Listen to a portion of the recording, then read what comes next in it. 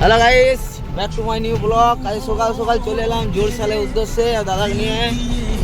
একবারই সকাল বলতে গেলে চলে, মেঘলা মেঘলা বাস করেছে, পুরো রাস্তা কুয়াশায় ভর্তি, দেখতে বোঝা যাচ্ছে না, তাও প্রথমের মতন রয়েছে। ওটাতে চলে এলাম। দাদা আমাদের রাস্তা জঙ্গল কাটনি চলছে, জঙ্গলের ভিতরে দেখতে থাকো বন্ধুরা। আজকে এখান থেকে শুরু হচ্ছে, দেখতে থাকো আর আমিও লেখা থাকি।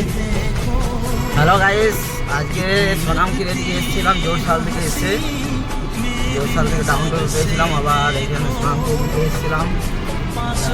ব্যাক করছি বাড়ির উদ্দেশ্যে।